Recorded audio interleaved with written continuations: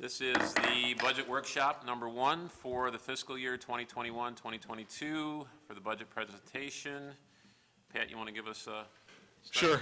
So like we do every year, review the entire budget tonight. We'll start out with Brian. He'll start kind of high level, work through all the funds combined, and then get down to the general fund. We'll run through the departments. We'll have each of the department heads or respective person come up and cover their area, then get into some of the other funds, and then wrap up with capital. So we'll go till about 6:40, then take a break. Whatever we don't finish up between now and 6:40, we will take on after the end of the regular meeting. So I will kick it to Brian to get going.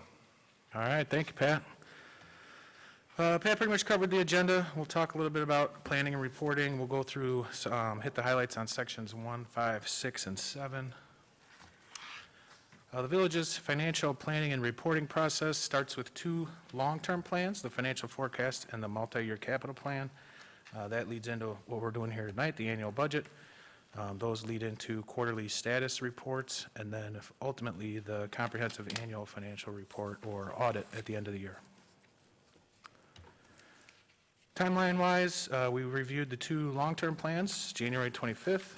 We have our first budget workshop tonight, reserve the 15th if needed. Shoot for 4/12 for the budget public hearing and approval. If something goes wrong there, we reserve the 19th to come back and try again, and then the fiscal year starts May 1st. Just a couple of accounting notes. Last year in the document, we put in the Fleet Services Fund for the first time, so that doesn't have any history in there. And then 2 bond funds, or a bond fund and the SSA number 2 fund, are both have no activity this year, so you won't see anything budgeted for those. I'm happy to report we have no bond debt, and SSA 2, the final debt service payment was made this last December, so that has expired as well.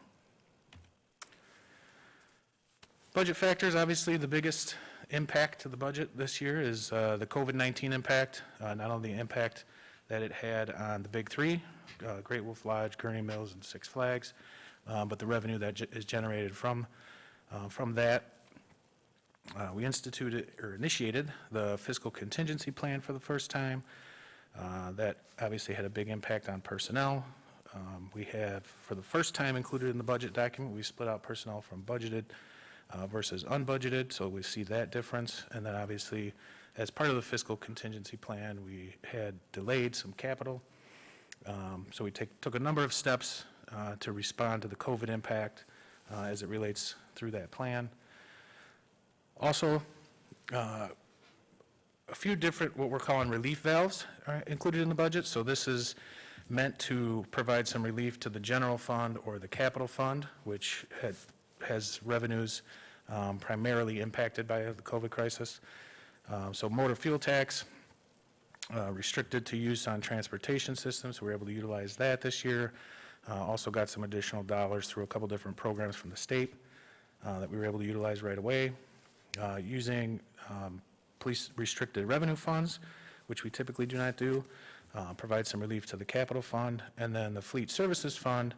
The Fleet Services Fund is funded from a transfer from the water and sewer operating and the general fund for operations.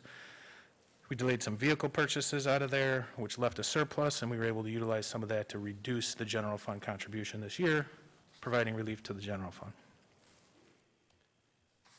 From a debt standpoint, the village only has 2 outstanding debt instruments, low-interest IEPA loan for the Knowles Road Tower, and then the Fire Station 3 promissory note. General fund balance, utilizing $4 million, a reduction of $4 million over 2 fiscal years, 2.9 in ending fiscal year 21, and then $922,000 budgeted for next year.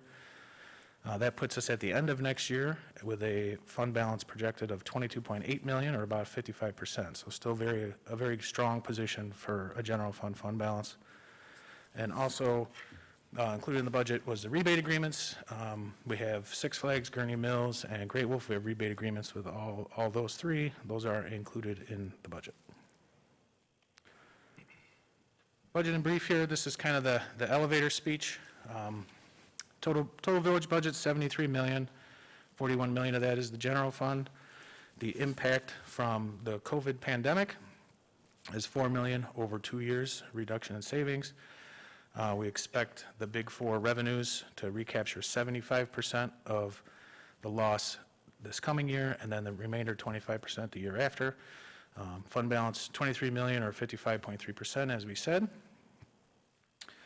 Sales tax, $21 million across the general and the capital fund. The capital fund gets half of the home rule sales tax. Pensions, both police and fire, well-funded. Police, 73% funded. Village kicks in $2.6 million there. Fire, almost 74% funded. The village kicks in 2.1. Capital budget this year, $13.1 million. We'll go over that in detail when we get to section 7. And debt, we talked about, very little debt, just the IPA loan and the promissory note for Fire Station 3. Outcomes 21st year, no property tax. We were able to continue with a pretty strong capital program. It was cautious, and we'll talk more about that later, but pretty strong capital program even in the midst of the pandemic. Minimal debt. We made strategic personnel changes included for next year. We are still able to participate in our economic development sharing agreements and preserve that general fund balance again, ending next year at 55% versus the policy of 35%. Right off the bat, we'll cover personnel. This is obviously, Village is a service organization, so this is the biggest expense we have. It's 59% of all expenditures and 83% of the general fund, so it's the majority. 72% of personnel is in public safety, 15% in public works, and 13% between community development and administration. If you look kind of the red box here, this is where we split budgeted versus unbudgeted. Total budgeted FTEs, almost 224, with 12 positions remaining, or 12 FTEs remaining unbudgeted. We did have a few strategic positions that were going to be filled, or hoping to fill in the next year's budget. That's the systems administrator in IT, some succession planning going on there. Senior civil engineering, community development, a couple police officers, and a communications operator in the police department. And it's important to note that the communications operator is being reimbursed in the first year from the joint ETSB. Debt position we talked about. Just wanted to go over kind of history here so you can see in the middle there is fiscal year 20 where we paid off the Series 2011 bonds. To the right of that, the only things out there are the IEPA loan in green and red and Fire Station 3 in red. And just a reminder, the fire station debt service is fully covered by the Warren-Waukegan Fire Protection District contribution until fiscal year 26, when the village will have to start kicking in.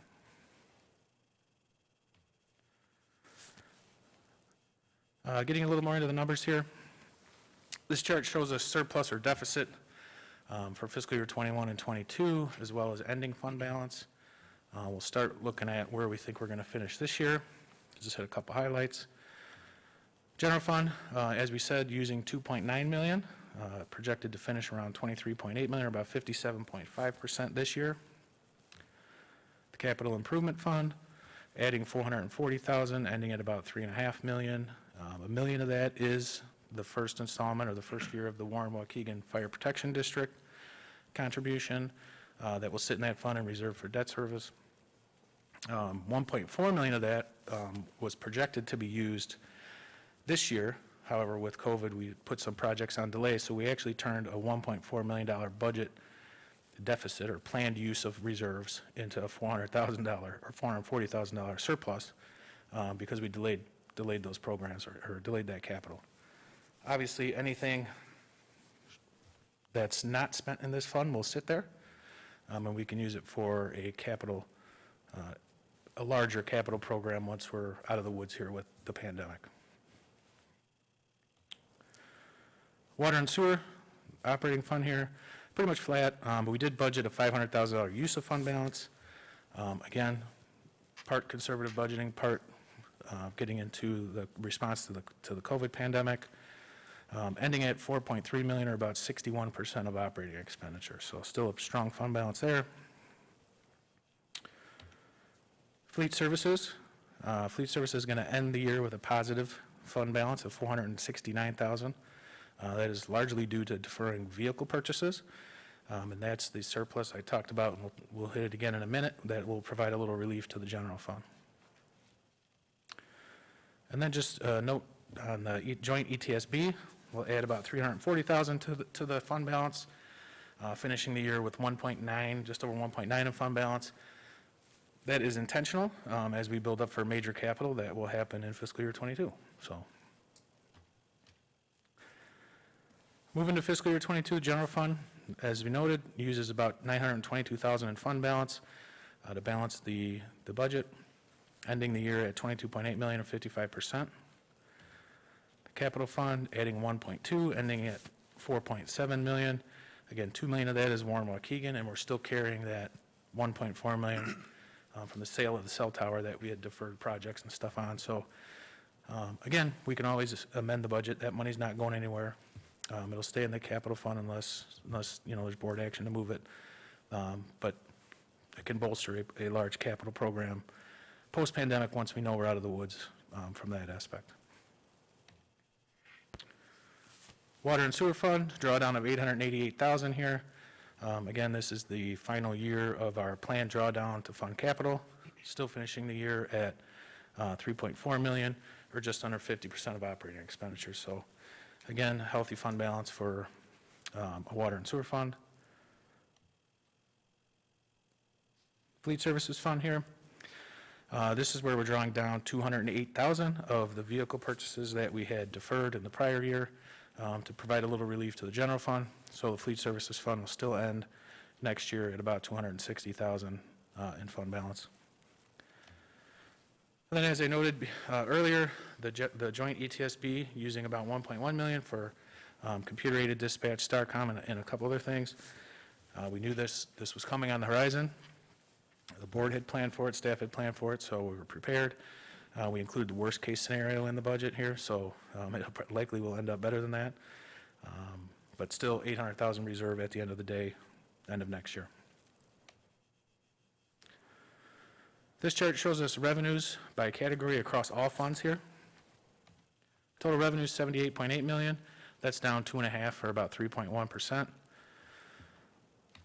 Major revenues total $33.2 million and make up 42% of all revenue, 70% of the general fund, so we'll spend a little time on that when we get to the general fund.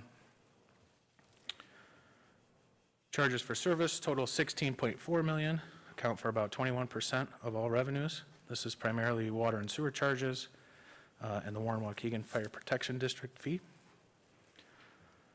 Investments and contributions total $14.4, about 18% of the total budget. This is mostly pension fund investments and village contributions to those funds.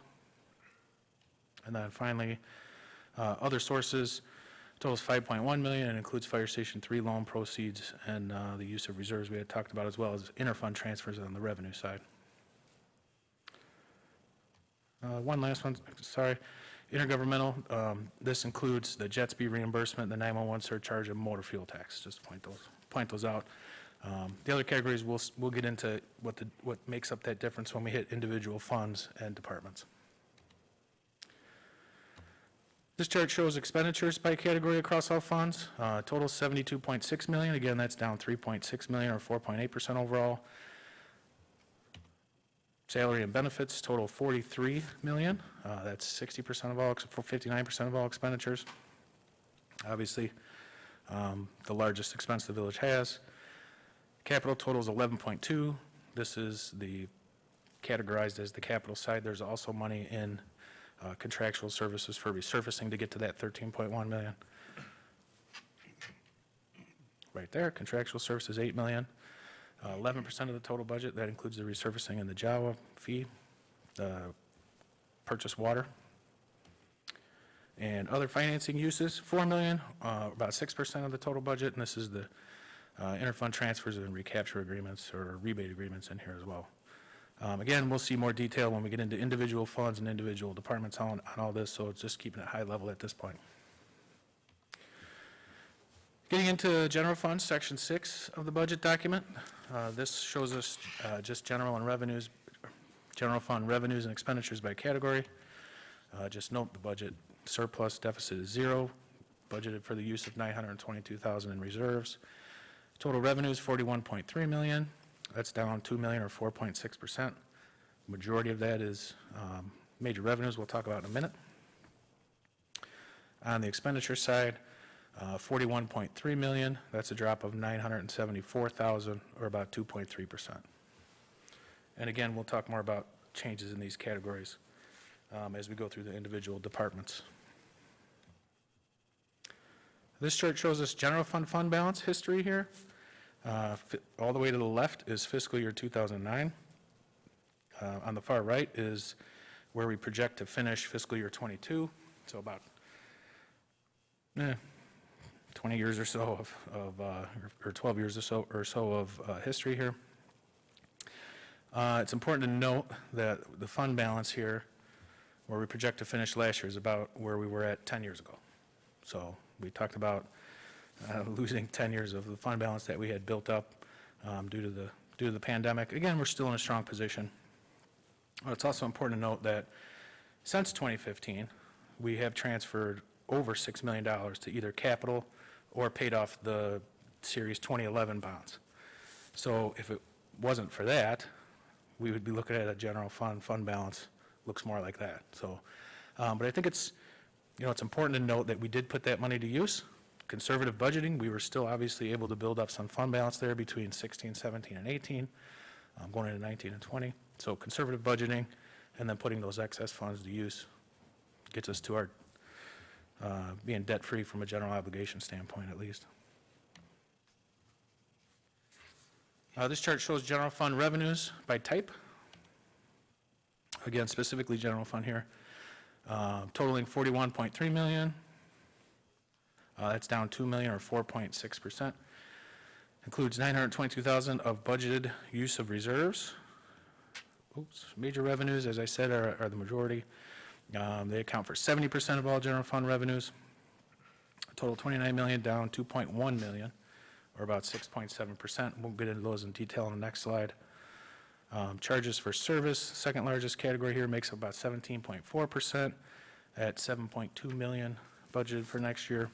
That's up $100,000 or 1.4%. We just had some minor adjustments and some new ambulance fees that we didn't have much history on, so we adjusted those more in line with historical, where we thought we would be historically. Fines and forfeitures make up 3.7% of the budget in the general fund at $1.5 million. That's down $240,000 or about 13.6%. Majority of that is police fines, and largely it's red light cameras, fluctuations with being online and offline, where we thought those would finish up or come in next year, sorry. Taxes makes up 3.7% of the general fund at $1.5 million here again. It's down $306,000 or about almost 17%, and that's largely the road and bridge tax that we get through the dispersed through the township, and then the resort tax here. The resort tax is not part of those major revenues, but it also took a hit during the pandemic, and the assumption that it bounces back 75% obviously puts it down. And then finally, other sources. This makes about 2.5%, about $1 million. It's up $922,000, and that is the use of reserves to balance the budget this year. Use of excess reserves, because we are over our policy, as I stated, 55% versus 35% policy. Major revenues here, I'll just walk through these real quick. As I stated, we expect major revenues to the big four revenues, the COVID impacted revenues, to bounce back or recoup 75% of what they lost next year and then 25% the year after. That puts sales tax down $546,000 or 4.3%. That's $12.2 million in total. And then on the home rule side, it's $4.3 million in total. We got that down $210,000 or about 4.6%. Income tax is flat. Again, we look at an IML estimate here. They had actually projected it to go up slightly. We were a little more conservative, so we kept that flat. Amusement tax, another big four that was greatly impacted by the corona pandemic, down $619,000 or about 17.4%. Food and beverage total is 1.8, down $218,000 or just over 10% versus last year. Hotel tax down to $675,000 or about 31.4% here. Obviously, hotel tax kind of follows success of Great Wolf Lodge, so there's, it could easily come in better than that. Use tax up 200,000. This is where we were previously getting the internet sales from. There was some rule changes that went into effect January 1st that requires certain retailers to collect the home rule sales tax based on where the product is being shipped to. There's a lot of different variables that go into that. It's not quite that simple, but however, there's really not an estimate of how that will impact use tax or home rule sales tax, and there's really not an enforcement mechanism yet at the state level. So we treated it as if it didn't go into effect January 1, and we'll see what the impact is as we get through the year. And then finally, building permits and telecom tax. Well, building permits up slightly and telecom tax down based on historical averages. This chart shows expenditures by category. Total expenditures, 41.3 million, that's down 974 as mentioned, about 2.3%. Salary and benefits, largest category here, 83% of all general fund expenditures. Salaries and wages are 55.6% of all expenditures, totaling 23 million. That's essentially flat versus last year. You're looking at a 0.7% increase here. That's really COLA assumptions offset by vacancies. That's how we get to there. Benefits account for about 27.8%, 11.5 million. Again, flat from last year, largely vacancies. We had a small reduction in our IMRF rate and a couple other benefits, but largely that's the result of vacant positions. Other financing uses makes up 5.9%. Totals about 2.4 million. That's down 477,000. Here's where we see the reduced transfer to fleet services. That 200,000 we talked about, and then some part of an expired rebate, and then just lower contributions to the rebates because of the revenue adjustment following pandemic. Looking at general fund by department, obviously this is where the money is spent here. Police 46.2, fire 28.7%, public works 8.9, administration at 7.1, community development at 5, and contractual obligations, which is kind of like village-wide obligations. This is where we see the rebates, 4.2%. And with that, I think we can get into the general fund individual divisions. Yep. So we'll run through departments now. Obviously, ask questions along the way if you have any. We'll start out with administration. And you'll hear this theme throughout all the department presentations. Obviously, where we're going to end the year, under budget by about $186,000. That's due to holding vacancies, not processing the cost of living adjustments, not processing promotions. So again, that was across the board in all the departments.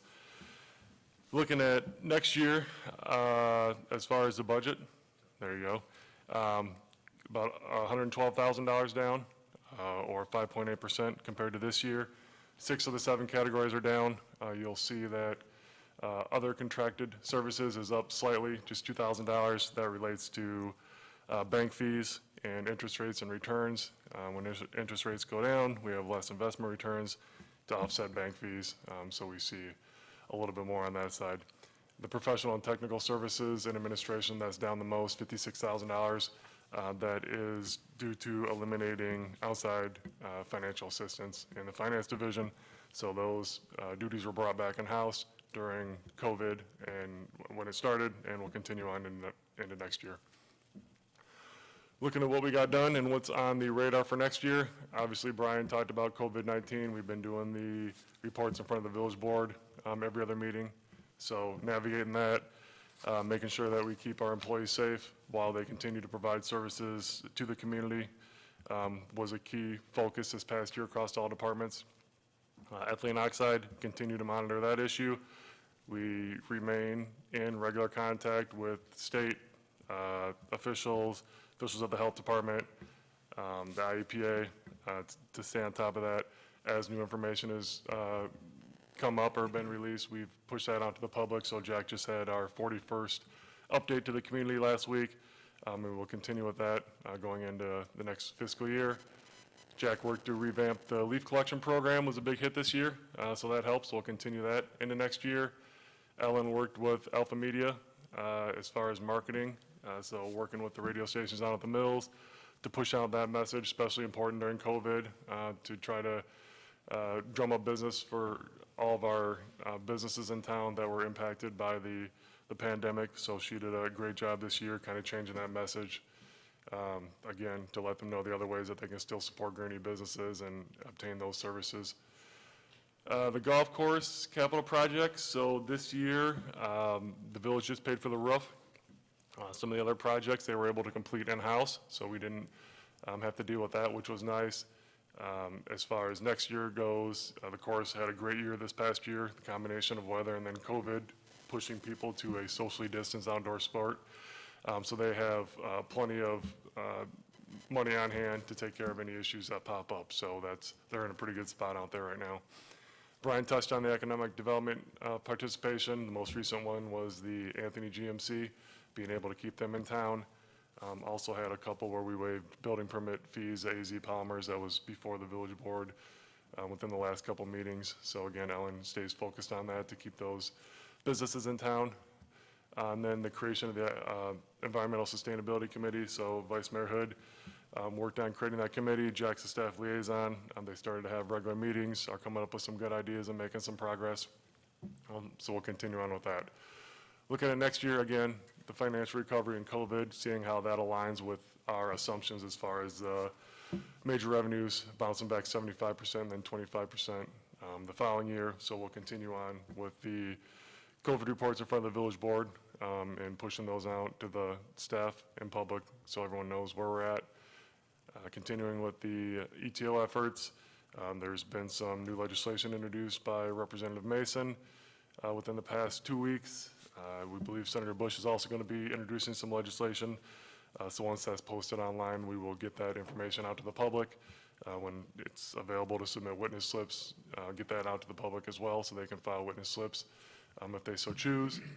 So strategic plan was something that we had in this year's budget as far as getting that updated. But COVID kind of took the spotlight, so that was put on hold. We have included funds in next year's budget to get that going. So our previous plan has served us well, but we've worked through it over the past 5 years, and it's time to update that. So that's probably looking at the fall to get that process going. Economic development, we touched on that. There's a couple projects in the works, in the hopper, that are looking promising, so hopefully those will be before the village board here shortly for discussion and consideration. Environmental Sustainability Committee, whatever comes out of that, getting those initiatives into play. And then online tax payments, Brian and his staff are looking at opening it up for our locally imposed taxes, so hotel tax, food and beverage tax, and amusement tax, that those entities could pay that online, just like residents have the ability right now to pay their water bills online. So those are some of the initiatives coming up in administration for next year. All right, well, thank you. So just a little bit of information on the public information budget. For this budget, there's no personnel charge to it, so it is a very small budget. But this is also just a chance to talk a little bit about some of the general communication efforts of the village. So looking at the funds right now, you'll see a 19.7% decrease across all categories. A lot of this, we reduced some of our technical in the professional and technical services line item contingency for a PR firm that we had in the budget. We still, if something comes up, we could always use other contingencies if there was a need for a PR firm, but for this, we did remove that. We keep it in every year kind of as a placeholder. And then we also removed, there was a website improvement software that we have delayed. It was originally delayed in this budget due to COVID. Our website's now going to be 4 years old in May, if you can believe it or not, which in some realms that's not very old, but in the world of websites that does get kind of old once it's at 4 years. So we're going to be looking at either a refresh or a new website probably in next fiscal year. Next slide, Brian. So looking at our 2020-21 results, a couple of things. We launched our PRRM, which is basically our public records management software for FOIAs, last July. Since then, we've had 405 police department requests completed through the software, 155 requests to Village Hall, and 47 to the fire department. Our average time to close is 1.32 days. So we have up to 5 business days, staff stays on it, and this allows us to track it better, handle it, and less staff time managing this process. For the CRM, since it's been launched in September, we've closed 880 requests. Of these, the most popular ones have been our opening of water and sewer accounts, vacation house watch, contacting Village Hall, and overnight parking requests. Our social media continues to grow on all of our platforms. We continue to see double-digit growth on every platform, and some even triple-digit growth. One of the things that people will notice is a big change, I think, and a big improvement, is we've had huge improvements in our fire department quality of posts, and then there's more information on the fire department, so I thank that to Management House Jody Luca for her efforts on that. One thing also people will see is our police department page has continued to grow, and that's a lot thanks to Sean Gaylor and her work. Looking also, another page that in my opinion has grown over the last year is looking at Gurney's Got It. So if you follow Gurney's Got It on Facebook, they continue to push out posts left and right. That's much thanks to Ellen, Carey, and our contractor, Lynn Granstrom, for that. They've averaged, so a year ago, we'd be lucky to get, a couple posts a week. They now have a daily reach of about 900 people a day are seeing their posts. So they've dramatically improved in their outreach. Another item too that we have new is we have a new Tricaster. For most people this isn't too exciting, but for us it is. This allows us to record the meetings. Thanks to Chris and his team for getting that set up. If you see any of our YouTube videos, you'll see they have a new look and feel and higher quality.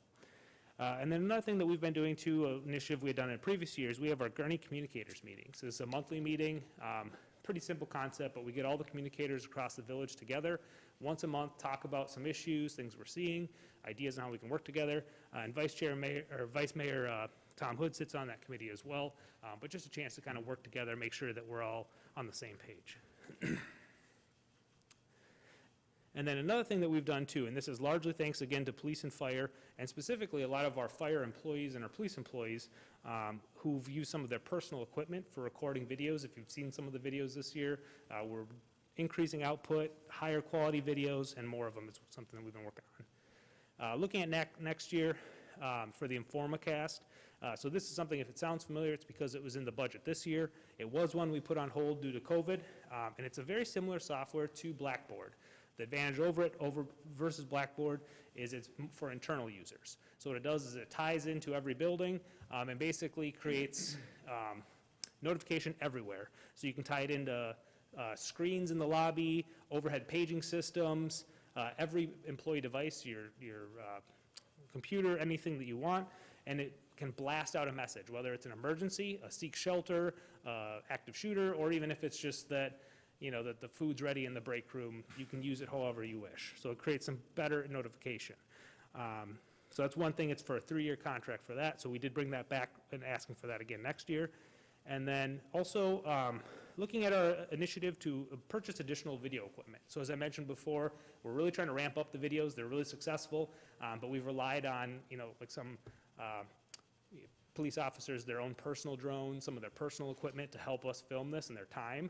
What we're looking to do is try to bring it in-house, and then we'll share this equipment throughout the village. So all the departments will share it and allow us just a little bit to create higher video quality, and then kind of want to expand what we do, focusing on employees, different activities we do, and some of the things that people don't know that the village does. We can use this as an opportunity to highlight it.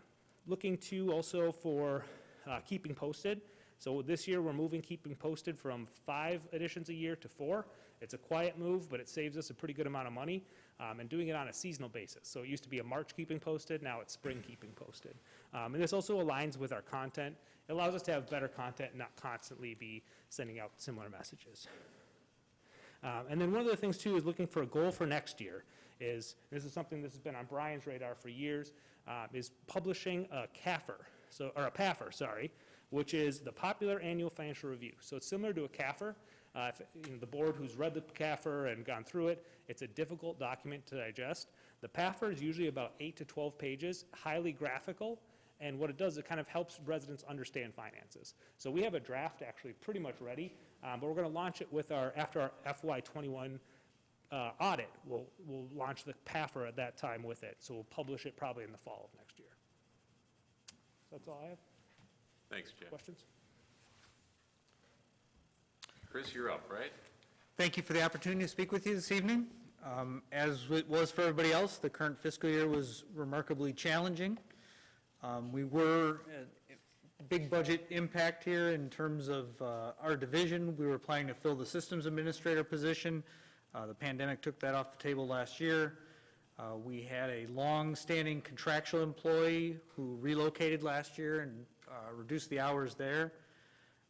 And then we also had a good part of our workforce look to relocate for part of the year. So we worked through that and used some of the things that we had in place foundationally to make that go in terms of remote access, multi-factor authentication, virtual private networking. While it was certainly, everybody worked through a lot of issues with a good deal of uncertainty, we were able to accommodate a lot of things that weren't planned necessarily for the year. Everything from remote bond hearings to employees taking their phone set home, plugging it in, and taking their phone calls as if they were at their desk. We have backfilled that those contractual technician hours in a manner which has exceeded all of our expectations, a great success story.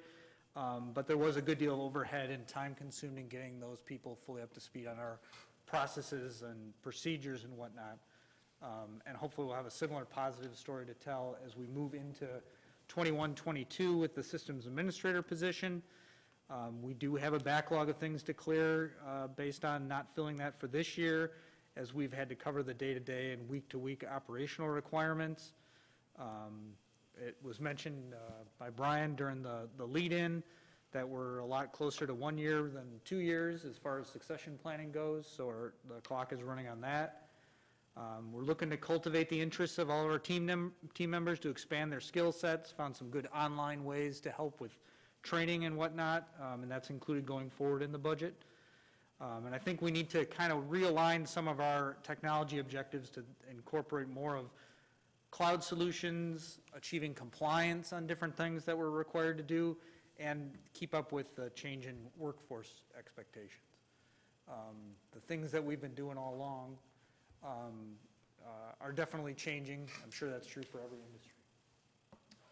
Looking at some of the results and initiatives going forward, connection-wise, one of the things that happened this year, and I'm not going to read every bullet point, but I'll hit on a couple of them. For Zone 5, we have redundant connections in and out of our Knowles Road water tower. Almond Road pump stations tied in. The connections were leveraged to help with some issues that were uncovered as far as the SCADA telemetry to help keep Zone 5 on track for its time schedule. We had consultants and design people and all that, but ultimately it was a couple of departments, Public Works, Engineering, Information Systems coming together to make that all go, and we should be really proud of how everybody participated in that. It turned out to be a good solution that will finish up as the spring rolls through. Data records and management, our ERP system, seems like it was only yesterday we installed that. We're ready for our first major upgrade on that. We're aligned to do that and doing some parallel operation right now. Brian, Erica Wells, and Christine Palmieri are all working hard on that for a smooth transition. But we were able to leverage some of our back-end infrastructure and our operational knowledge of how that works in order to stand that up in advance and have the two operate in parallel. Security is one of the things that everybody is top of mind, top of news at this point. We implemented our remote access options to incorporate multi-factor authentication, VPN technologies, so that we weren't just turning on remote access where all you needed was a username and a password and you could access our systems from outside the United States per se.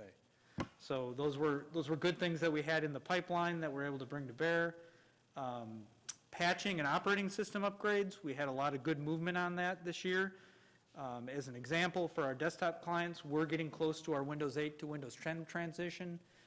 We're well ahead of all the deadlines on that, and we took what we learned from that Windows 7 transition to help leverage that. Probably the biggest thing, though, in terms of security, we made large strides in educating our workforce regarding security risks and the actions every employee can take to avoid being a victim. 80 to 90% of breaches are in some way related to email. And the recognition of malicious email, phishing detection and avoidance is not just something we've trained on, but in our testing, we can show tangible results of that training in a significant positive improvement. Facilities and equipment, departments requested a move from replacing desktops to replacing desktops to laptops. We're accommodating that in the current fiscal year as well as in the plans for the 21-22 budget. Physical security, we've done a lot of work in the past on that on our main facilities. This past year, we incorporated that a lot of remote facilities. So instead of a brass key, you've got a prox card or a PIN code and logging for those facilities so you can reconstruct anything you need to from a security standpoint. Lastly, looking forward as we move into fiscal year 21-22, again, we're looking to fill that systems administrator position. Connections-wise, Fire Station 3 will be added to our village-wide network. We're looking to establish links with other Lake County 911 answering points to foster cooperation along those lines, and revisions to our radio consoles and communications are being planned. On the data and record management, we'll have that go live for ERP. The Lake County joint group looking at CAD, records management, and jail management is expected to execute a contract and start their implementation in the upcoming year. We've been involved in that and have witnessed bureaucracy on a scale we don't see inside of our organization. So let me say how nice it is that everyone cooperates so well on our side. It's worth noting that in that process, there were personnel from communications, the police department, the fire department that participated at length in the vendor evaluations and selection process, and we got compliments from other municipalities for the work that our people did on that. So that was good to see in a multi-jurisdictional sense. In security for next year, we're looking to implement some of the projects that got delayed this year, as well as the ones moving forward into 21-22. I think you'll see more expenditures related to that. Facilities and equipment, in addition to Fire Station 3, we have hardware replacement for our virtualization setup and some of our mobile routers in the queue.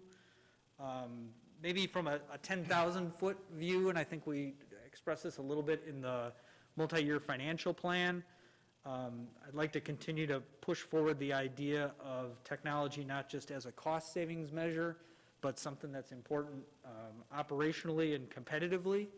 I think you saw through the pandemic that organizations that were able to leverage their technology and private sector and whatnot, some of them were actually advancing over their competitors. And I think the same thing will be true in the public space as we go forward. We very much appreciate your continued support, which we've enjoyed for a long period of time as we look to advance our operations, and equally appreciate all the cooperation from all the departments, as technology is so much a part of what they do. Working hand in hand has never been more important, and I'm glad to talk about any of the things mentioned or answer any questions.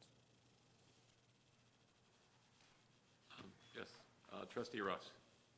If you could do something that you put aside, or what would be on your wish list? Probably a lot of the things that we plugged into the budget for the upcoming year. Changing out some of that firewall hardware, doing the security software changes, it would be something that would help from a, sleep well at night point of view. And just trying to hit the things like we have in there, the virtualization hardware, that's going to move out of support, so we need to get that recycled. Those are all things that are kind of behind the scenes, but they support what everybody does every day. And if we can get those things done, it stops other problems from creeping up later on. In the security standpoint, you put a lot of effort into it, but it pales in comparison to how much time and effort it takes post-breach to fix everything and get back to where you were. And at this point, we're in a pretty good place, so not going backwards would be fantastic.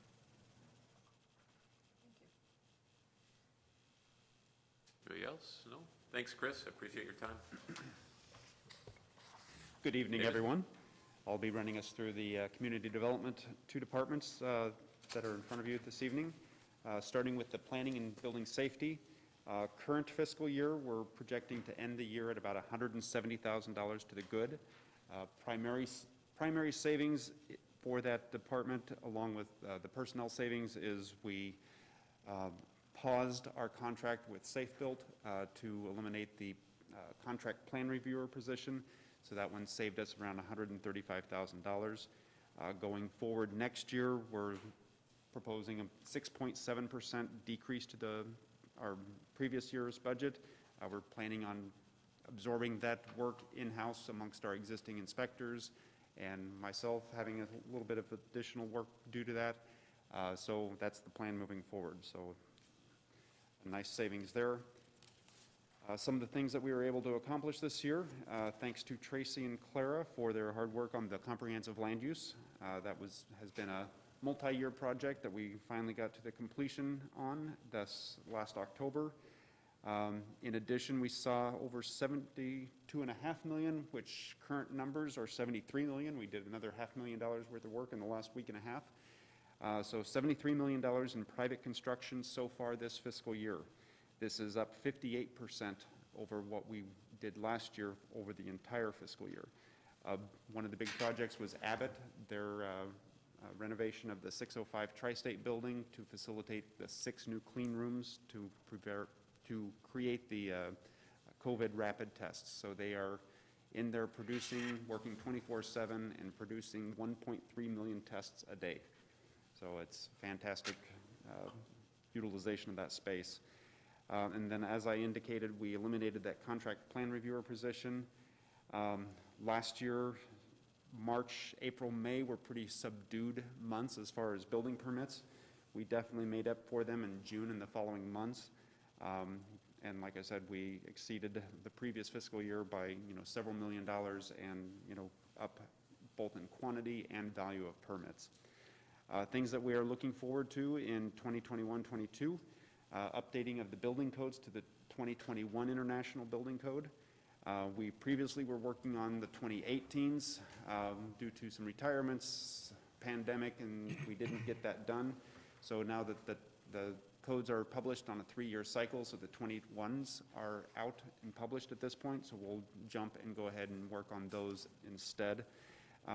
Also on our list last year that we're going to be pushing forward is updating all of the building-related fire department fees. So those haven't been updated since 2013. And then on my list as well is updating and simplifying the code enforcement regulations. As of right now, we have code enforcement regulations in several places throughout our municipal code and different codes. For instance, our nuisance code was adopted in 2003. Our international property maintenance code was adopted in 2004. We have, for instance, tall grass. We have it located in 3 different locations in the municipal code. So trying to get all of those correlated, saying the same message, and located in a single space. So that's one of the tasks that we've got on our list for this upcoming year. Moving on to the engineering division. Likewise, in the engineering division, our year-end budget for this current fiscal year, we're down about $270,000 over what our budget was this year. While I would like to take credit for some keen cost-cutting measures, we had some retirements. So that was, in actuality, what happened. We had 2 retirements in November, and then one that was going to be transitioning into a part-time last year, retired early. So big savings there. And then looking forward, we actually hired one staff civil engineer who started today. So that was his first day in Daniel Salgado. We are proposing another one once the new budget year hits, so that will get us back, partway back to where we need to be. But we're seeing some significant savings moving forward in this current fiscal year as well, or this upcoming fiscal year as well, with a 27.3% decrease from previous fiscal year.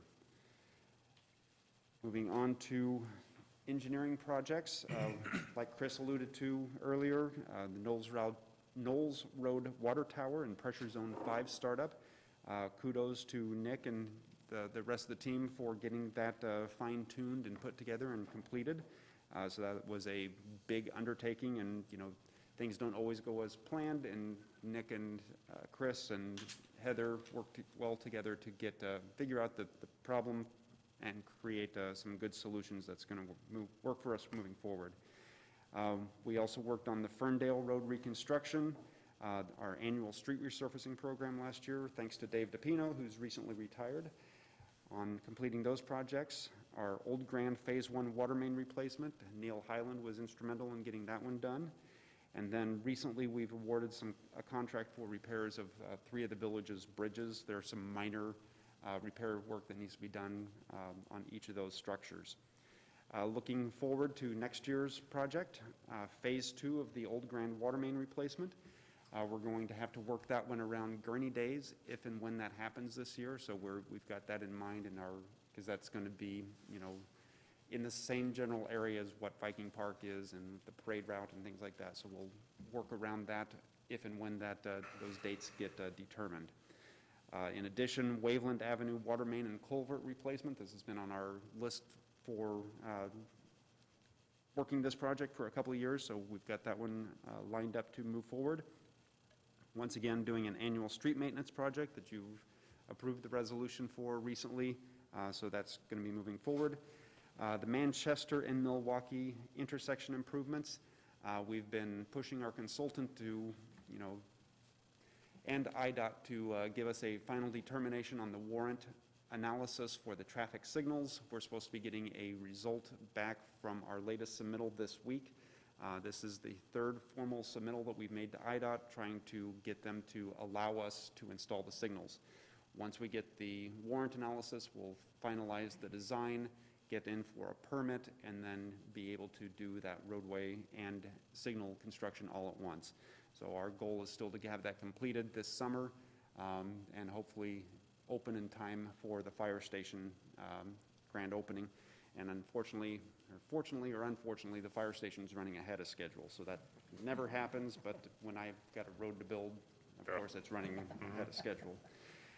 Stern School Road, the village has a participation with the upcoming Stern School Road project. The bridge is scheduled to close on March 15th. It is scheduled to reopen in its new configuration prior to Black Friday. So I think October 31st is their contract deadline, so that gives them a couple of weeks in their flexibility. Hunt Club in Washington, we have sidewalk and water main involvement in that project.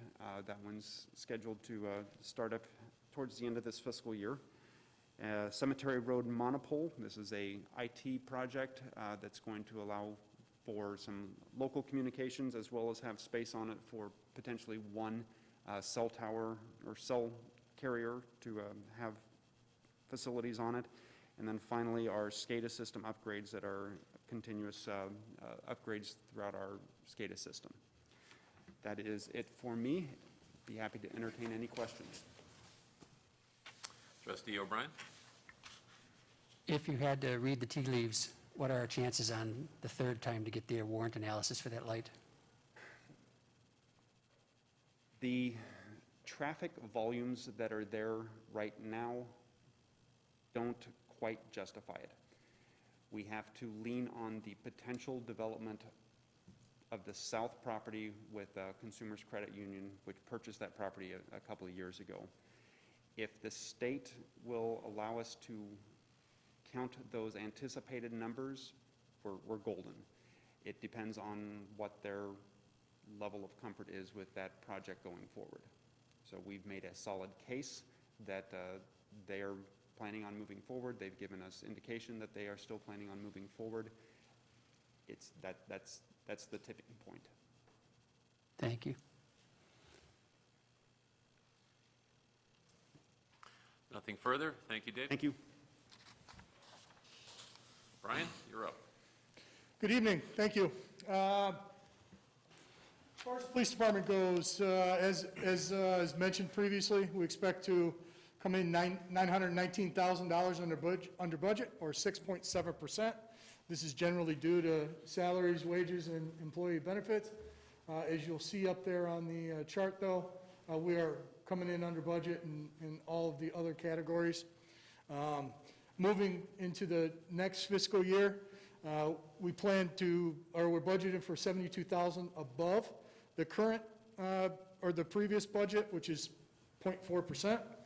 Again, this is due to budget assumptions related to employee salaries and benefits.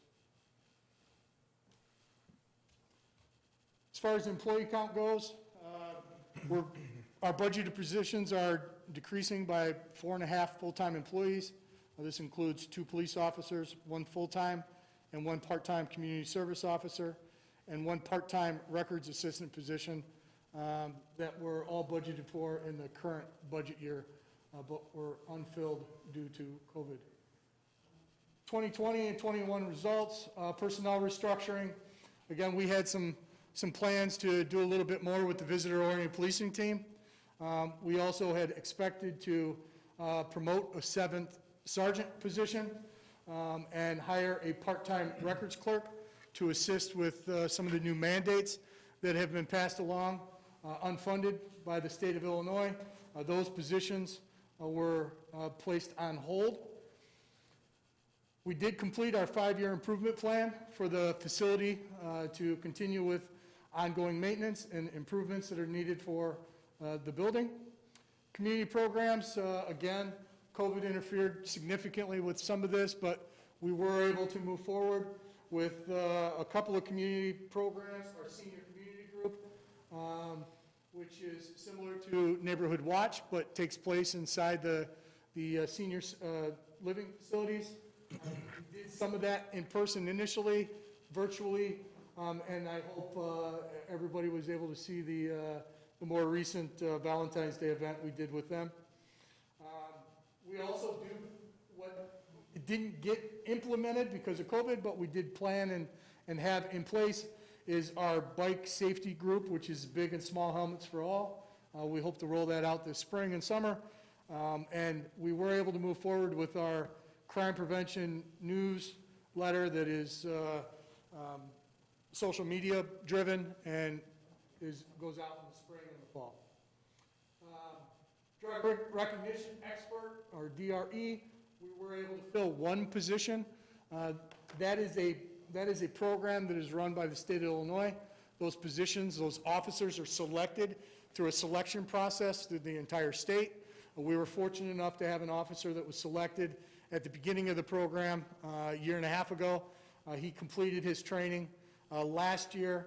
The rest of the program, unfortunately, was placed on pause due to COVID, but that is a very enhanced and detailed training program that takes several months.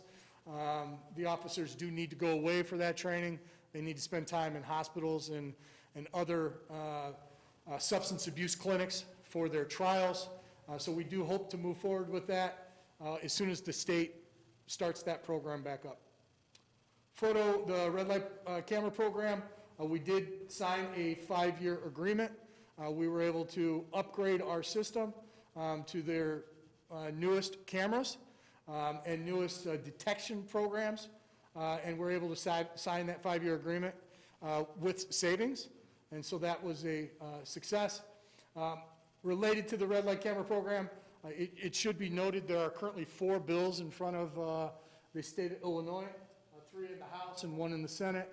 All 4 bills mimic each other. They all read identical, and all 4 of those bills are in front of the state to eliminate red light camera programs and speed camera programs in the entire state. Gurnee Mill Substation, with the help of the support of the board and the help of J.J. Henderson's company, we were able to complete that program, or that upgrade, in time and under budget.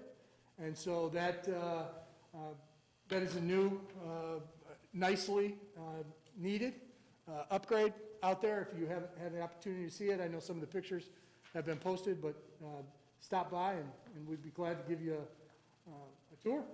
GovQA was implemented and is in place with dispatch and on to 21-22. We are budgeting for 2 police officer replacements. These would refill 2 of the 3 positions that we lost in the last year due to retirements. We will need to do another test for entry level, And so we'll look at both entry-level testing and our lateral program. Just some background on the lateral program. As it currently runs, we accept lateral applications throughout the entire year. But as we move forward to getting closer to hiring, we'll fire that back up with some advertisement and push that out to try to generate a little bit more interest in those officers that are interested in lateraling to Gurnee. Our sergeants list did expire last year. Again, as I previously mentioned, we were unable to make a promotion off that list, but we do need to maintain one, and so we are budgeting for a sergeant's eligibility list. Criminal justice reform, a lot on the plate here, both legal training and reporting. Fortunately, I think for us and for the village is most of the things that are uncontroversial, the village of Gurnee is already doing. The police department is already doing most of these things. We're far ahead of the game. A lot of the implementations that the state of Illinois is now mandating police departments to do, we've been doing for years, including mandatory training in certain categories, duty to intercede, duty to provide first aid, body-worn camera program, et cetera. There are a lot of things that still need to be worked out.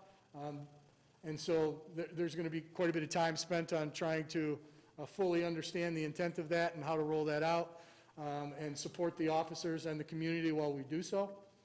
Body-worn camera agreement, our body-worn camera contract does expire towards the end of the next fiscal year. As a cost-saving measure, we were able to negotiate a stopgap contract of 3 months, and then that will push us into the 2022 budget, where we'll negotiate for the next 5-year camera agreement. Police facility improvements, things that were budgeted this year that we were not able to move forward with. We're budgeting again. We're going to hope to use some restricted funds. That's some upgrades to the evidence room, directly related to the new cannabis law that went into effect last year. We do need to repair our fire protection dry system. That is in need of an upgrade.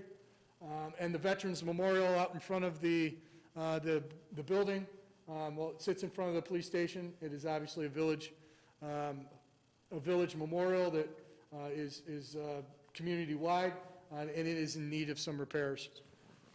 NIBRS transition. Later in the year, we'll be coming back in front of the board to try to explain a little bit more detail what NIBRS is, how that compares to UCR.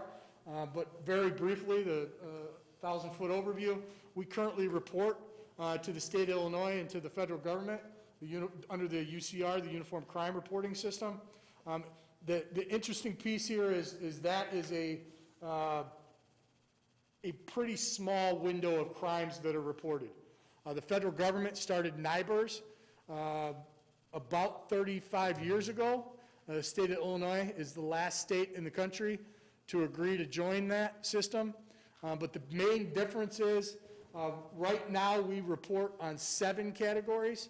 Moving forward, we'll report on 54 categories. And so the best way to understand that is if we had a crime right now in Gurnee, for instance, an armed robbery, we would report an armed robbery. Under NIBRS, you have to report the armed robbery, the battery, the theft, all the other elements of that crime that make it an armed robbery. And so moving forward, that's obviously going to change some of the ways that we have to report things and crime stats. And so I just wanted to put that on your radar.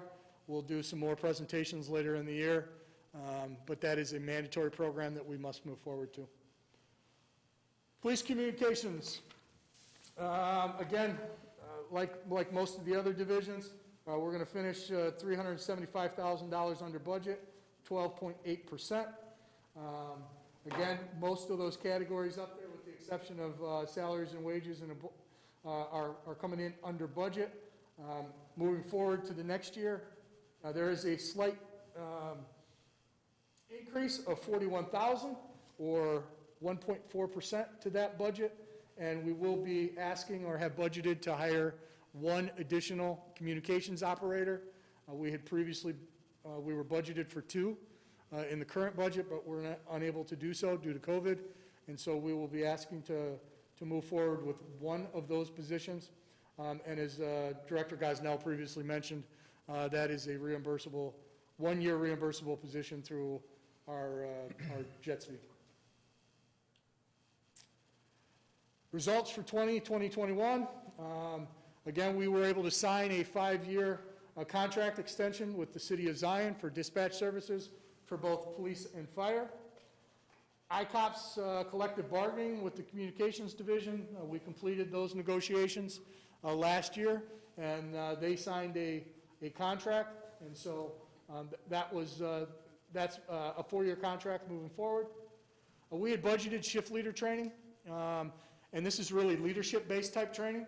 One of the things that we recognized, Phil Burnell and myself, is, in the police department, our supervisors get an immense amount of training as they work their career through policing and into supervision. There's a lot of supervisor, management, leadership type training. On our civilian side, those types of training programs aren't readily available. There isn't that much that's available. And so we sought out some training to send our 2 shift leaders to in communications. That was budgeted for. Unfortunately, all those trainings were canceled due to COVID. It is up and running now. It is a multi-professional type training that puts the shift leaders in the same room with Public Works, police, fire, et cetera, and will provide them a 2-week training course on management and leadership and how to work together with the other divisions within a village. We have 1 that will do this budget year and 1 that we're budgeting for next year. Let's see, we were able to move forward with the Starcom 21 radio transition for the Zion Police Department. We are budgeting for Gurnee to move to Starcom in the next budget year, and Director Velkover had mentioned MCOR. That is part of that process. Director Velkover has also mentioned the Dispatch Consortium, the RFP project for CAD, RMS, JMS, mobile upgrades. He already talked about the involvement of Gurnee in that project and with both police, fire, records. I think it's really important to note that Director Velkover himself has played a large role in that. And obviously his experience and his professionalism and knowledge is paying dividends to the village of Gurnee. And we're all very fortunate for his involvement. And the involvement of Phil Burnell. And so Eric Venden and a number of other folks within the village, we're very blessed and very lucky to have the expertise that we have here in this village. And I think that has shown through during this process. And then, as previously mentioned, police communications, those 2 positions were on hold. Initiatives for the next budget year, already talked about CAD, RMS. So computer-aided dispatching, records management system, jail management system, and mobile upgrades. That's what those acronyms stand for. Shift leader training, we talked about that. We talked about Starcom 21 transition, and we've already talked about staffing, the 1 additional staffing position for communications.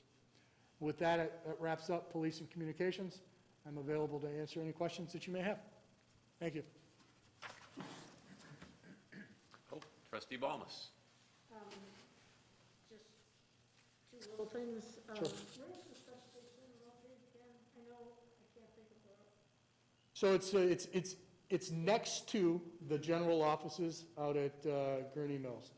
And so if you come in the B entrance and you walk towards the general offices, towards the bathrooms, Victoria's Secret's across the hall, Best Buy Mobile used to be there. I'm not sure what it is right now. But you go down that long hallway towards the bathrooms and towards the general offices of Gurney Mills. It's right there. It's where it was then. It's in the same spot. Yes, it's just been renovated. Oh, all right. I thought it was moving, so. Well, there was conversations about moving it to a corridor mall location. Unfortunately, we weren't able to move forward with that. All right, thank you. The second thing is I know this is probably a mute thing, but on the veterans, is the Legion contributing anything, since I know they're still selling bricks and that? Is that, At this point, we haven't had those conversations with any of the other stakeholders within the community. Those conversations will need to happen, but as it stands on, village property in front of the police station, we felt it was important to budget for those improvements. But yes, those conversations will need to take place. thank you. Any other questions? No? Thank you, Chief Smith. Thank you. Chief Kavanaugh, you have the floor. Okay, so as far as year ends go, the village administrator and the other departments have explained due to the cuts, we're coming on our budget as well. Going forward to next year, with the COLAs in place, we'll have a slight increase in salaries and wages and benefits. The largest increase you'll see is the professional and technical services. This is actually, Finance Director Gosnell showed it earlier, our ambulance revenues are increasing drastically, so this is the expense side of that. We pay a service for someone to collect those, so this is where we showed the expenditure. This is offset by the large revenue he showed earlier. Otherwise, the rest of the areas are coming in under budget. We're as tight as we could on all of our supplies and everything, so. As far as the accomplishments this year, like everyone else, COVID, implementing and managing a response program took up a considerable amount of our time.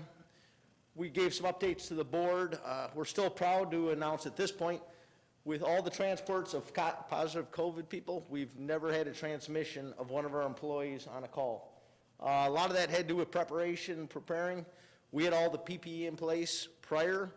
We were one of the few departments in the area that never once even came close to running out of N95s. We always wore our brand N95s that we were fit tested to. We're able to fit test in-house, so we could always check them. We always continued to have a supply.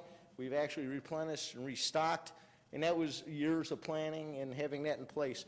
But to that same extent, as we implemented this program, probably the largest change we had was when we used to show up on a rescue call, we immediately tried to stabilize the person, put him back in the ambulance, and went to the hospital. With COVID in place, anytime we had to do any sort of aerosols, if we had to give someone albuterol, or even if we had to breathe for the person, we no longer wanted to be trapped in the back of an ambulance with that. We would stay within their home or get out in the yard and work in a ventilated area. So a lot of our transport times and scene times went up greatly, which definitely put a demand on us. We were running calls that used to take an hour. We're now seeing an hour 45, 2 hours per call. And then we had an extra half an hour of sterilizing. So we've seen our call times, the actual time it takes to run a call, go from like an hour completely to 2 to 2.5 hours. We really saw the year prior, we put the 4th ambulance in place, we hired the 6 people, and that was integral in getting through this year. We were able to keep full staffing the entire time by our personnel staying healthy, having the proper PPE. We were able to keep all 4 ambulances, and all 4 of them were always rotating through. Quite often, people would be back in the building, being cleaned up from the previous call, getting things cleaned up, and we always had another ambulance put in place. So I appreciate that the years of planning and us purchasing an additional ambulance placing in service really made a big difference for us. So there. Probably the biggest project that you were directly involved in, we thank you. We were able to secure very good, favorable prices building Fire Station 3. To be able to come in $600,000 on construction budget was no small, I guess I'm still surprised by it at this point. We've started that construction process. We maintain and continue to stay on budget with that, and definitely, as David pointed out, a little ahead of schedule, if anything. The weather's had a lot to do with that. We've done very well with that, so I thank you again for that. As far as the next thing, we placed 5 brand-new cardiac monitors in service. It was actually going to be this year's grant request for us. We were going to write a federal grant to get 5 cardiac monitors. Well, what we were able to do was, working through the fire district, we secured their CARES money, similar to what we secured here, and I appreciate Finance Director Brian, his time he spent understanding the CARES system. Jody went out and secured bids, was able to get 5 cardiac monitors to fit within their CARES money. They applied for them, and then at their next meeting are going to write a letter of donation to us. So they actually purchased us $150,000 worth of cardiac monitors, and they're donating them to the village. So it goes again to that partnership we've always had with the district, and it really went well. So it allowed us to get a project that we were planning on trying to write a grant for next year already funded. So it was a great success. The other thing that this year happened, somewhere we fit in, we had 6 people leave the department due to retirements and that. So we brought 6 personnel on, and we've been training 6 brand-new people during this entire pandemic. The good part is we hired paramedics, so at least they came and trained, but we were able to bring them in, fill them in. And that pretty much is one a shift, one a station, new person on duty every day. So it was quite a task to keep their training requirements up, getting them certified, getting them in place, getting them to act as paramedics. So we had a successful year with that. Moving forward to next year, we see the completion of Fire Station 3. The construction manager feels they'll be done mid to end of August. We then will have a couple months' worth of putting things in place. Our IS team works with us every day. Chris and his team is planning, putting things together. All those things, bullet points he had, one of the big ones up there that I'm asking a lot out of them is that they're able to put the computers and a lot of the IT stuff in Station 3 over the 2-month period. So they're planning for that, and we appreciate that.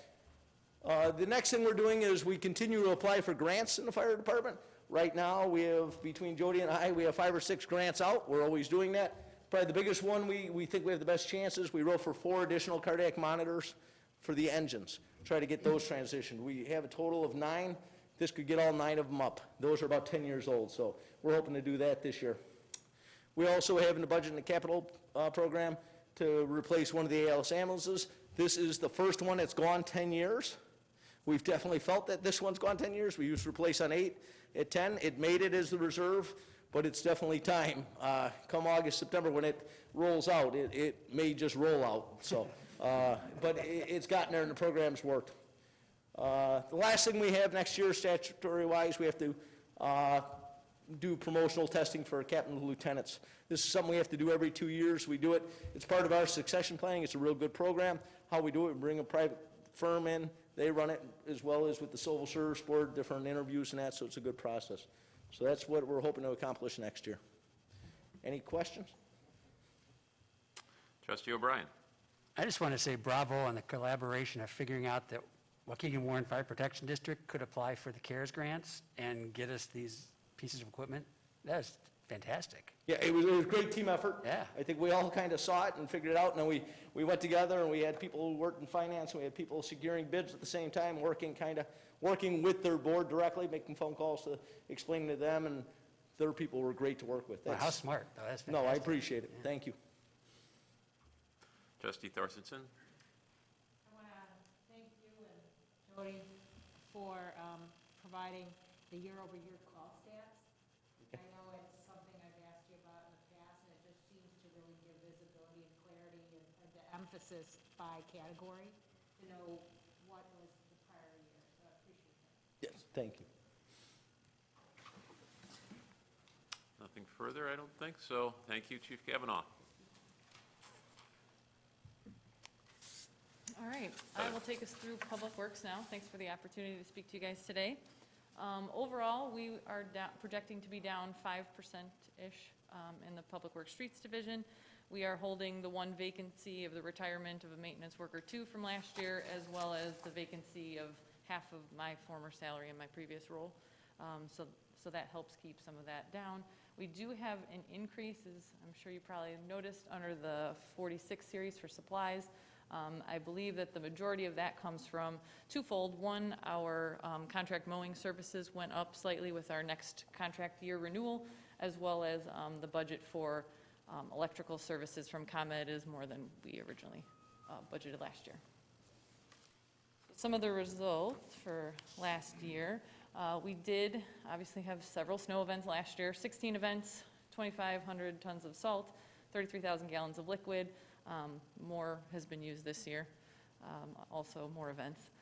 We updated 59 LED streetlights. We had some intersection traffic control signs upgraded, as well as our traditional ash tree treatment, removals and replantings. And we did have several storm sewer basin repairs. Now that was scaled back slightly because we knew that budget was a concern, so we didn't push full force on all of our standard issued annual projects. For next year, we are, as always, reviewing our snow and ice control plan. We look at what went well in the previous year. We look at what we might have to change up going forward. This year was a challenge. We did have several individuals who either had restricted duty or were out sick. So we managed through it and no one really noticed but us, so that was great. For next year, we also have the final year of the LED streetlight upgrades. We did postpone those from last year, so this is hopefully the last year. I know I'm saying it for 2 years in a row, but hopefully the last year. It's mainly focused in one area of town, so it should be relatively systematic. For the emerald ash borer treatments, that will be moving forward as well, although at a lesser scale. Same with tree removals and replanting. In an effort to save funds in the general fund, or save expenses out of the general fund, these are some of the areas where we're proposing to do that. For storm sewer basin inspections, we obviously continue to do that. Keeps the storm water in the sewer as opposed to on the streets, so we maintain that as best we can, as well as our sidewalk replacement program that we have rebudgeted for this coming year. We held it last year, so this year we're going to be moving forward with it. That's all I have. If you have any questions for me, I'm here to answer them. Yes, Trustee Thorson? Hopefully just a real Thorstenson. quick question. I know in the past that possibly it was from your, I don't know if you call it GPIC, your project. Process improvement, yeah. Yeah. Where you've talked about green efforts or green projects, so is the LED still part of that? It definitely is a green project. I don't know if it's necessarily part of that list, though.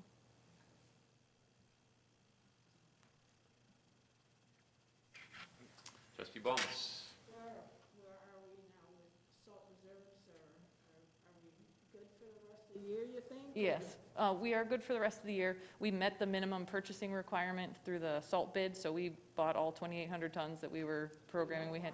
Correct. And we've used that much, so we've taken that much as delivery. I think the last 500 tons should be arriving sometime this week, at which point we have budgeted to buy our 100% total. That's just the 80% that you're required to take. So we'll probably continue to push forward with the additional purchase to fill the dome so that when we start next year, we're not behind the 8 ball. Trustee Garner? With the emerald ash borer treatments, are we just maintaining these trees, or will we have to do treatments forever? So rather than decimate and cut down all ash trees, this is just a stopgap. So we treat it so that we don't have to cut down as many in any given year, but they will all need to be cut down. Yeah. Great. Trustee Ross? I just want to say thank you for clearing the sidewalks, because that was just, when it was such a huge snow and you saw people walking in the street, and then the next day, they were all clean, so that was really nice. You're welcome. Nothing further? Okay.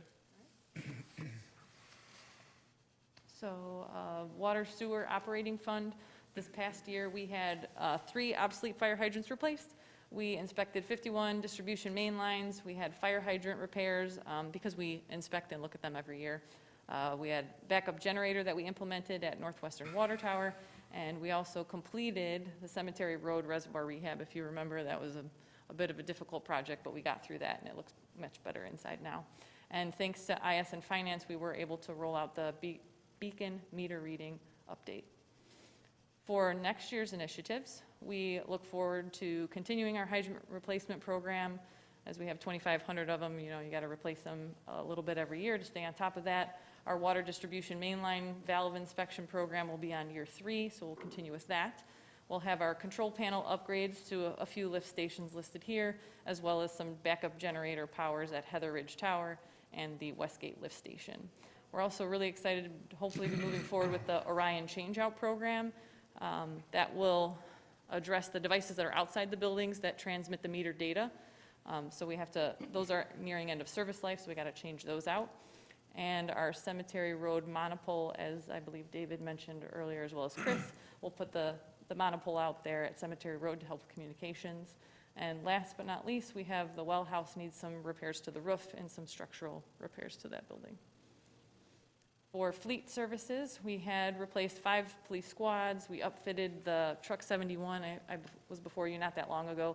That introduced the compressor into the shop truck so that we could kind of do mobile dispatch and fix things ad hoc out of the back of that truck. We purchased the 2 chassis for the large public works trucks. That was a 10-yard and a 5-yard. We had some service agreement put into place actually just recently with the high school as a result of their fuel provider going out of business all of a sudden. So that was a good win for everybody, I think. And we continue obviously to use CFA as our data management tool in the fleet to help kind of prioritize which vehicles need to be replaced and track parts. So initiatives for next year in the fleet will be helping to replace the 3 police squads, one of them, 1 evidence tech vehicle, as well as was mentioned previously, I think the 4 unmarked detective vehicles, which will be funded by the restricted funds. Lastly, for public works vehicles, we have the 2 that we purchased in last year to be upfitted. So that'll be taken care of. Hopefully then they'll be back in the fleet for next year's snow event. And then we'll be rolling down any squads to community development as is traditional and typical. Any questions on water, sewer, or fleet? Trustee Bomas. It's not water and sewer, but, is motor rod all done now? Repairs, have we pretty well got windows and doors or whatever we had to do there? I think I don't know, I'd have to follow up. I thought whatever we budgeted for last year may have gotten held. Yeah, I think I got held. So, I mean, it's weather tight. I haven't heard anything out of the Historical Society. There's always little things that need to be done here or there, but I haven't had any complaints out of them lately. And when there's issues out there, they're quick to let us know.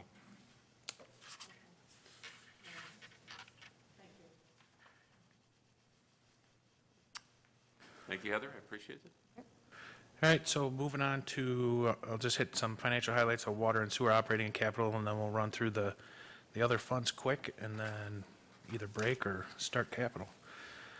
So water and sewer operating fund, budget net surplus of 2.3, a surplus on the operating side, but there's a deficit on the capital side, so we're not pocketing 2.3 million. Revenues total 9.3 million, that's down 98,000 or 1%. There's no rate adjustment included in this budget. Post-COVID and the COVID impact, we got a little bit better rate drop out of Java than we thought we would.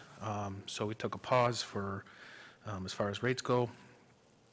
Charges for service, so water charges, actually, we're projecting them to be flat, even though usage will still be down a little bit from the pandemic, from COVID, that assumption.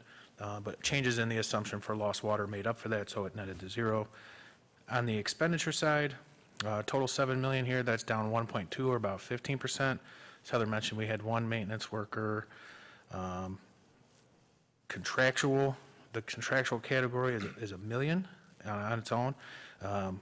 That is 850,000 Jawa drop, the rate drop that we had talked about. That is the basis for funding our capital plan in the future. And then we had one of the water towers roll off that maintenance plan. Debt service in the water and sewer fund for the Knowles Tower, for the IEPA loan, total of 560,000. That includes the additional 250,000 for principal to bring that, to basically cut that loan term of 20 years in half. So it was nice to be able to put that in the budget for next year. On the capital side here, I remember we had the surplus, the 2.8 on the, or 2.3 on the operating side. On the capital side, we have a deficit of 3.2. So combined using fund balance of about 900,000. This is the final year for that drawdown in our longer term capital plan. Obviously, Old Grand and Waveland water mains are the big projects here. There's the transfer to fleet services for the second half of the plow trucks that Heather mentioned. And then when we look at the fund balance here, we combine operating and capital, projected to be 3.4 million, or 48% of operating expenditures at the end of next year. Going through some of the smaller funds here, we'll go through these fairly quickly.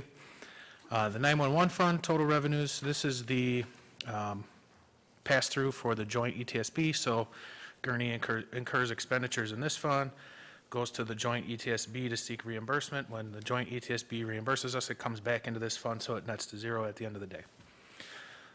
Communications operator, 1 year is budgeted in here. The reimbursement, I should say, to the village. The computer-aided dispatch, the CAD that we had talked about in Starcom radio is also in here. But again, that just acts as the pass-through, the conduit between the joint ETSB and the village. The motor fuel tax fund, net contribution to fund balance here of about $326,000 next year. Total revenue is $1.9 million. We did get some extra money from 2 state programs, the Rebuild Illinois, which is the capital program, and the Transportation Renewal Fund, which is the local portion of the increased motor fuel tax from a year ago. Expenditures total 1.6. One of the big things we did here was move the Stearns project. When we found out we could have the rebuild money, Heather went and found out that we could use that for the Stearns project, which we had budgeted in the capital fund. So we were able to utilize kind of those new funds that are restricted for that and relieve the capital fund of that. I think it was 1.6 total for that project over a few years. Impact fee fund, net use of $150,000 here. Again, we just transfer this to capital to offset stormwater management and sidewalk program. Police restricted revenue, here expect revenues of $255,000. As we had talked about, we added some additional expenditures here. Again, relief to the capital fund. We allow these funds to build up. Times like the COVID pandemic hit, we're able to use these. This year, we're budgeting for unmarked and some evidence room upgrades, as Chief Smith mentioned. The capital fund, this is all non-water and sewer capital. Budgeting a positive 1.2, we talked about that earlier. Revenues of 8.6, expenditures of 7.4 here. Also had the transfer for the second half of the street side of those plow trucks out of here for next year. Again, no activity in the bond fund, no activity in the SSA number 2 fund.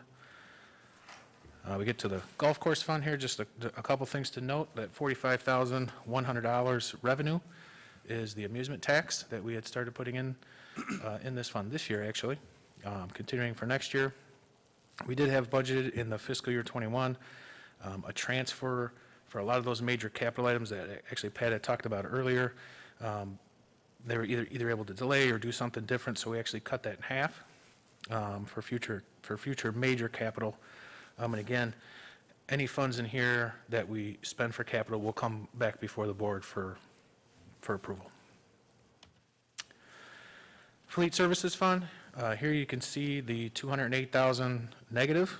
That's the essentially rerouting that back to the general fund here. That's the relief because they had $469,000 last year. Total revenues 1.6, total expenditures 1.8. Again, included in here is all operations of the garage and vehicle replacements for Public Works and the Police Department. The fire vehicle replacement remains in capital. Police Pension Fund, employer contribution here this year is $2.6 million. Employee contribution $640,000. Investment income 4.2. Just to note that we do budget investment income at 7%. That allows us throughout the year to know how we're doing against our benchmark, our actuarial assumption. And a funded ratio of almost 73% here, so very well funded still.